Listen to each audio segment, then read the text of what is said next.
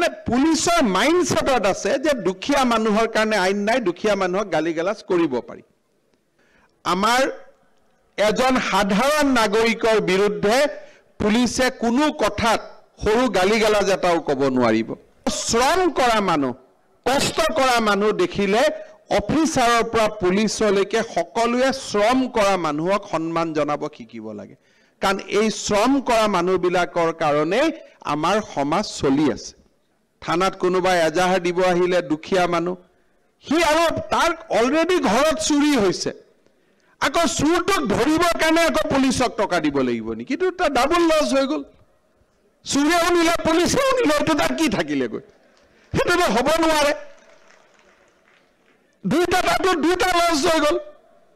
যোৱাকালি মই এইকেইদিন মই মুখ্যমন্ত্ৰী হোৱাৰ পৰা লক্ষ্য কৰি আছো যে মোৰে যেতিয়া গাড়ীখন যায়, আগত যদি কিবা এখন ৰিক্সা পৰে, ঠেলা পৰে, বাইক পৰে, পুলিচজনে চিধাই লাঠিটো উলিয়াই লয়। আৰে সিটো কোনো দোষ কৰা নাই, মাত্ৰ মুখ্যমন্ত্ৰীৰ গাড়ীখনৰ আগত এক্সিডেণ্টলি তাতে লাগিলেগৈ। সিওতো নাজানে যে চিফ মিনিষ্টাৰ এই সময়তে ঘৰৰ পৰা ওলাব। গতিকে আমাৰ থানাৰ যিবিলাক SI থাকে, আমাৰ থানাৰ যিবিলাক ট্ৰেফিক থাকে, তেওঁলোকে লাঠি লৈ লৈ মানুহবিলাকক ৰাস্তাৰ পৰা গুচাই দিয়ে।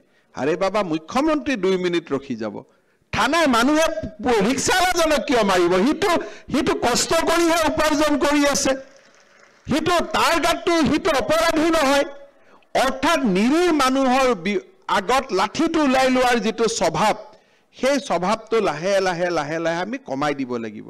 কাৰণ সেই মানুহজনে সি ৰিক্সা চলায়, সি শ্ৰম কৰে, সি মুখ্যমন্ত্ৰীজনতকৈ তাৰ সন্মান বেছি। সি ঠেলা চলায়, সি কপালৰ ঘাম মাটিত পেলাই কাম কৰিছে, ঘৰত ল'ৰা ছোৱালীক ঠেলা চলোৱা টকাৰে ল'ৰা ছোৱালীক পঢ়াইছে। পুলিচৰ চকুত তাৰ সন্মান মুখ্যমন্ত্ৰীতকৈ বেছি হ'ব লাগিব। আৰু যেতিয়া অপৰাধীক দেখা পাওঁ, তেতিয়া পুলিচৰ কাম কি ক'ব লাগে? কৃষ্ণই যেনেকে সুদৰ্শন চক্ৰ তুৰত এৰি দিয়ে, তেনেকে সুদৰ্শন চক্ৰ ওলাই যাব লাগে। তাত কোনো বাধা দিয়া কোনো কথা নাই। অৰ্থাৎ নিৰীহজনৰ লগত আৰু অপৰাধীৰ লগত যি কৰিব লাগে তাকে কৰিব লাগে, আইনৰ মাজত থাকি যেনেকে যি কৰিব লাগে চব কৰিব লাগে। অপৰাধীৰ লগত আমাক 0 টলাৰেঞ্চ। মানে পুলিচৰ মাইণ্ডছেটত আছে যে দুখীয়া মানুহৰ কাৰণে আইন নাই, দুখীয়া মানুহক গালিগালাজ কৰিব পাৰি। কিন্তু শ্ৰম কৰা মানুহ, কষ্ট কৰা মানুহ দেখিলে অফিচাৰৰ পৰা পুলিচলৈকে সকলোৱে শ্ৰম কৰা মানুহক সন্মান জনাব শিকিব লাগে। কাৰণ এই শ্ৰম কৰা মানুহবিলাকৰ কাৰণেই আমাৰ সমাজ চলি আছে।